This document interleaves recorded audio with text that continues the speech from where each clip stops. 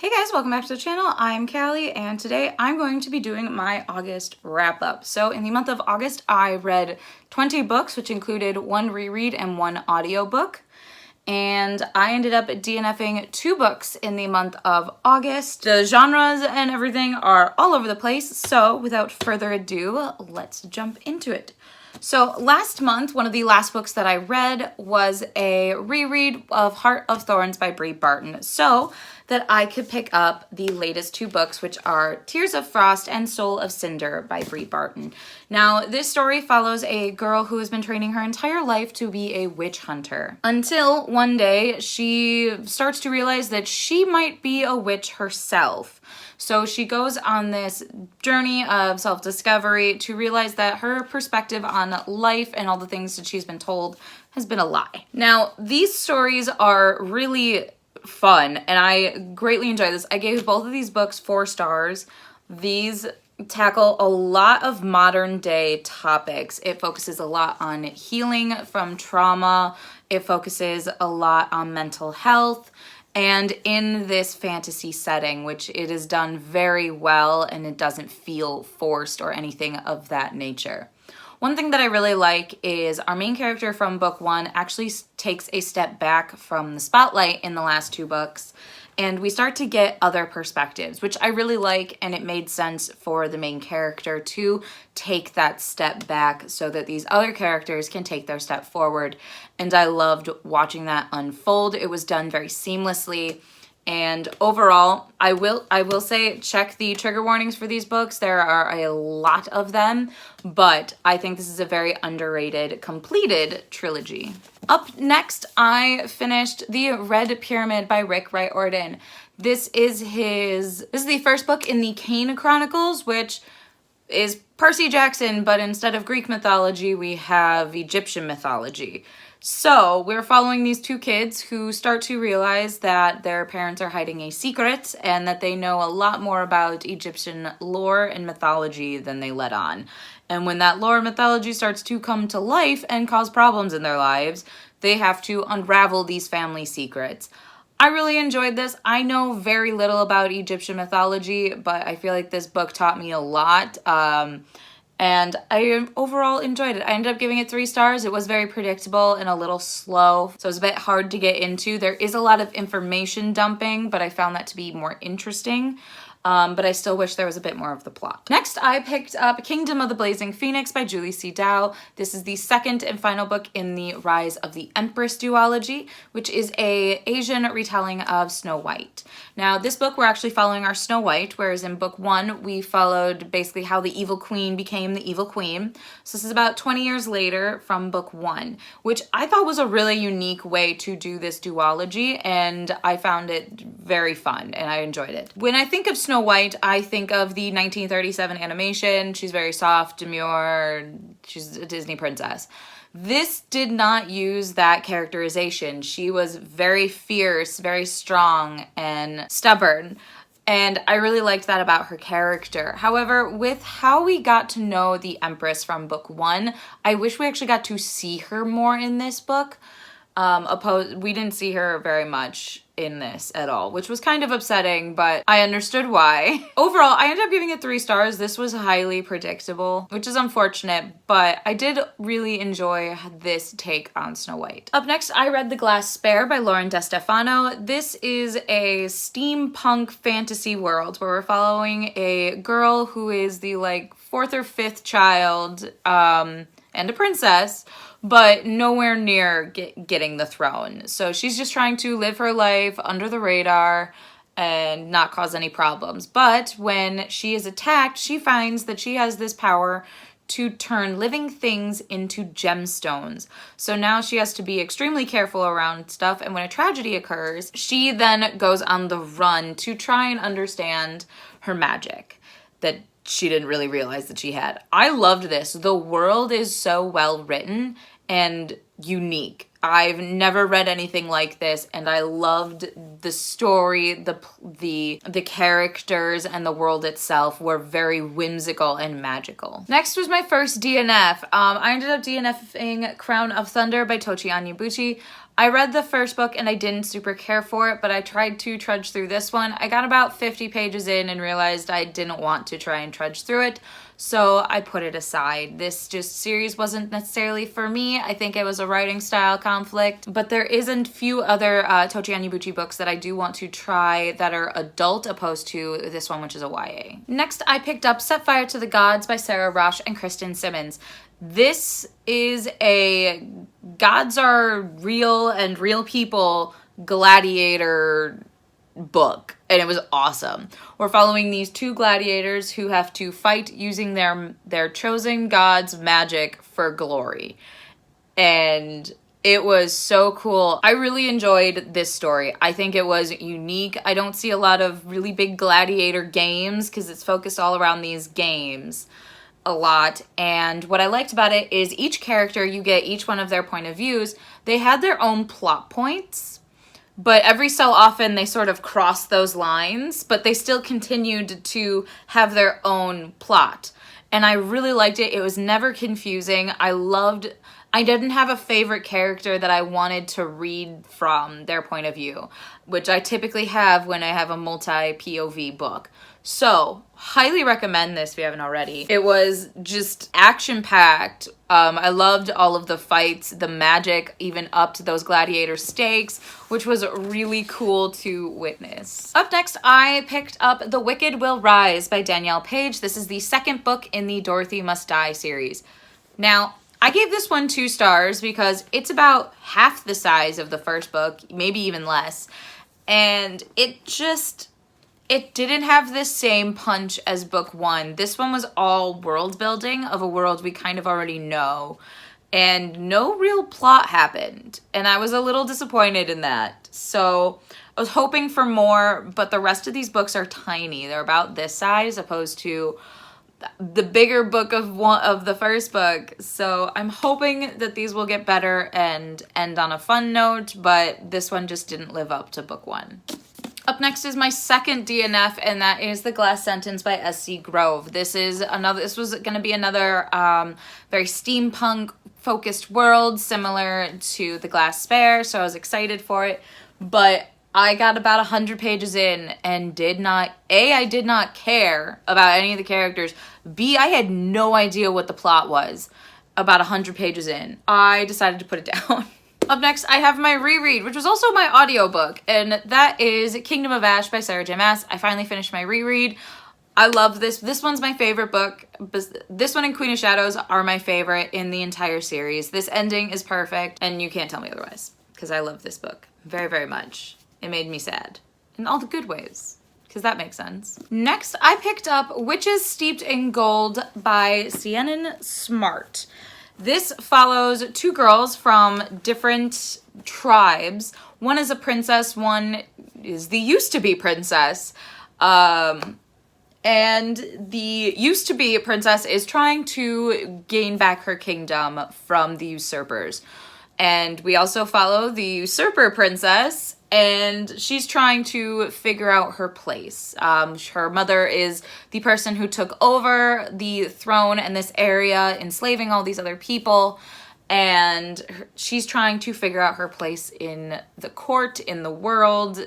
She wants to just go home, and there's a lot of different elements at play. I think my favorite part of this book was the world building. The magic and the history was explained in really unique ways that made the world come alive, and I wanted just more of the history as much as I did like the plot of the book, but I kind of just wanted this to be its own little history book because it was just that much fun. The 2 girl characters are phenomenal. They are polar opposites, and you can tell. I loved that. They had really good banter, and they created this dynamic explosion, and I loved every second of it. They were really great on the page, and they came alive, similar to the world. Overall, I ended up giving this 4 stars, and I cannot wait for the sequel. Next, I have my first 5-star from the month, because I actually had more than one, and it's been, I think, like 2 months since I've had a 5-star read,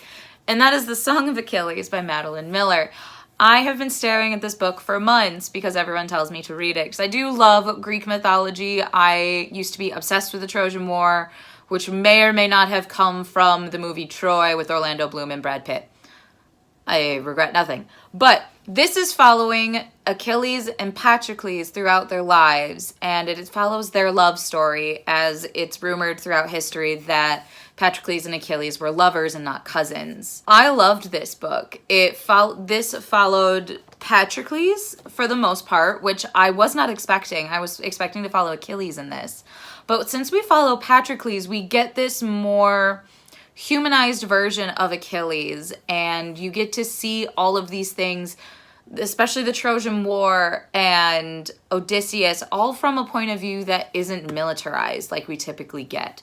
And I thought that that was phenomenal. This book made me sob.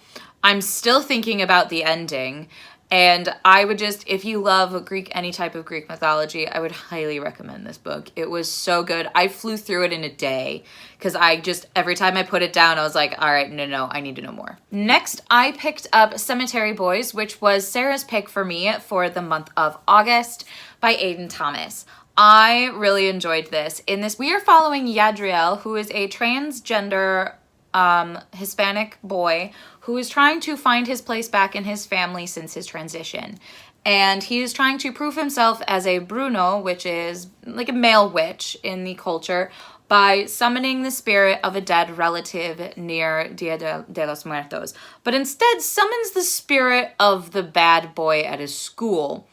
And now he is tethered to Julian, and they have to figure out what happened to Julian before the end of the holiday so that Julian can actually rest. All while Yadriel is still trying to prove himself to his family and his friends. This was so good. I highly enjoyed it. It was a very sweet, poignant story that took place in modern times, and the magic was really unique. I loved all of the ghosts and all of the things that came with them. Overall, I gave this 4 stars, and I will definitely be reading more from Aiden Thomas. Up next, I picked up We Are the Fire by Sam Taylor. This is a standalone fantasy about a world that takes children, performs experiments on them to make them magical, and then creates an army of them. So we're following these 2 kids who are now teenagers who have been a part of this army for about 10 years, and they are finally sick and tired of being the king's puppets. So they try and stage a rebellion. Now, I really I like the fact that this was a standalone. It wrapped up very nicely in a nice little bow. Very much enjoyed that. The world building, however, was a bit rough to get through. It was a lot of information dumping. But the thing about this information dumping is we'd get a chunk of information that wouldn't necessarily make sense until the next chunk of information. So it was a weird way to information dump. That was a bit rough to get through. I would say this book didn't pick up until about halfway through when we actually kind of started dealing with the rebellion and the consequences of rebellion. And I think that was my favorite part, is there were conversations. The rebellion didn't just happen. It reminded me a lot of Mockingjay from the Hunger Games, where they are talking about this rebellion. It's kind of starting, but there needs to be these hard conversations, and those happened within this book, and I really liked that. So I ended up giving this 3.5 stars. Up next, I picked up Wolf Speaker by Tamora Pierce. This is the second book in the Immortals Quartet. In this quartet, we are following Dane, who is this little orphan girl who is found. And it is also found that she has magic, and not only magic, she has this wild magic. So she can converse with animals. At least that's the base of her magic that we find out in book 1. In book 2, her magic explodes, and that is the best part about this book.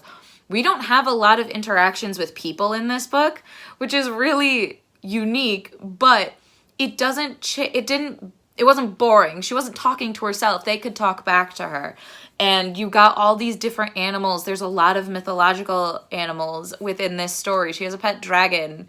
There's a basilisk in this, and I thoroughly enjoyed it. A lot more than book one. This series is really taking off. I'm also very much excited that she was no longer 12 years old in this book. She was 15, I think. So she was still annoying, but not as annoying. And from what Sara says, that she just gets older and older as the books go on. They follow that similar timeline. So I am very intrigued to continue on with this series. I ended up giving this one 4 stars. Next, I finally picked up How the King of Elfhame Learned to Hate Stories by Holly Black. This is a short little novella about Cardan. And what I liked about this is it was little stories of Cardan before, during, and after the events of the Cruel Prince trilogy. And I just love Cardan. He is a fantastic character. He is the definition of morally gray character. And this gave us even more insight to his life, which was amazing. And we even got a smidgen of an epilogue post Queen of Nothing, which I greatly appreciated. I ended up giving this 4 stars. This was really cool. But what I think my favorite part was about this, if I can find one, is it has these beautiful illustrations throughout the entire story. So you get that visualization, and I loved it. So this was actually my more official TBR that I had for the month of August. And then when I finished it with about 2 weeks of the month left to spare, I went on a huge romance book binge. So I'm going to get into the romance books, which I rate very differently than books like this. With romance, I tend to rate based on my enjoyment factor because they're romance. We all know how they end, and they're a good time. So Brittany suggested to start with some Tessa Bailey. So I picked up Fixer Up by Tessa Bailey, which is following a girl who has always been in love with this baseball player from her hometown, and he never noticed her. And he never noticed her because he is best friends with her older brother. But when his career ends due to an injury and he has to move back home, she makes it her mission to make him hers. And he's trying to deal with the fact that he can no longer play baseball. Now, I am a huge baseball person, so this was right up my alley, and I really liked this. I gave this 4 stars.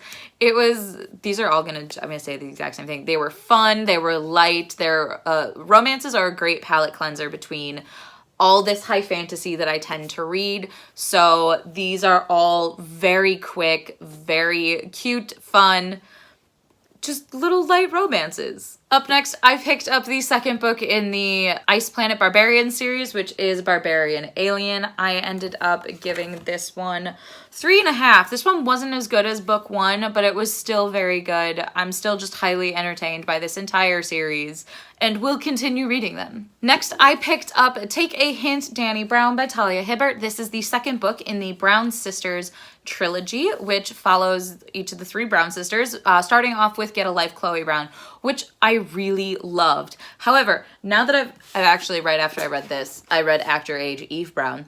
I've now read all of them, and they're all fantastic. I believe I gave every single one of these books 4.5 stars. They're phenomenal. Not only do they deal with romance, but they deal with real life situations and very modern problems. In Dani Brown, she deals with the fact that she doesn't feel worthy of love because she's bisexual. Whereas Eve is a 26-year-old who has no idea what she wants to do with her life, which felt very familiar. So I just very much enjoyed all these books. Of all 3 of them, I will say Act Your Age Eve Brown was my absolute favorite. They were all amazing, swoony romances that I will read on a bad day to make me feel better. Now I have actually my second 5-star, and this one was less romancy. I picked it up thinking it was a romance, and I was wrong. I picked up It Ends With Us by Colleen Hoover. Now, I thought this was a romance for the sole fact it's in the romance section of the bookstore. It's where I found it. Now, it had romantic moments. We're following a girl, Lily, who had a relationship with a homeless boy as a teenager and was also dealing with the fact that her father was abusive to her mother. And she's trying to get out of this cycle, and she starts dating this up-and-coming neurosurgeon. And the homeless boy, who is now a very successful person, comes back into her life and starts causing problems in her relationship. And she's trying to break this cycle of abuse. This book hurt. I read this book in one sitting because I could not physically put it down. This book was so real. I have a lot of feelings with this book because it felt very realistic. It dealt with a lot of issues surrounding spousal abuse, domestic violence, sexual assault, and all of these topics in an extremely realistic fashion that wasn't Hollywoodified or anything like that like we typically see. It was raw and real, and I sobbed throughout the last 50 pages of this book because it hurt me. So, this was my other 5-star of the entire month. It was fantastic, but please be careful going into it. After that emotional rawness that I experienced, I needed another fluffy romance.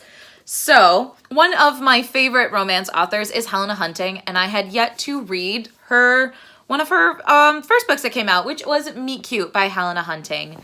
And this one, we're following these two lawyers who are very competitive in law school, and when he needs her help with a family issue, she is reluctant to help him, but when they spend more time together, she starts to realize that she's had feelings for him this entire time, and he as well. So overall, I enjoyed this. It's not my favorite Helena Hunting book. I believe I gave this one 4 stars, and I still love Helena Hunting. I will read all of her books. I think she has a new one coming out as well soon. And I'm picking it up immediately just because I love her characterizations. They are fantastic. They are realistic. They aren't that reality show kind of thing that I've heard can happen within romances. So highly recommend Helena Hunting if you want to get into romance. So these are all the books that I read in the month of August. I read a lot, and I'm not expecting me to be able to do this again. We'll see, but I'm really excited. No.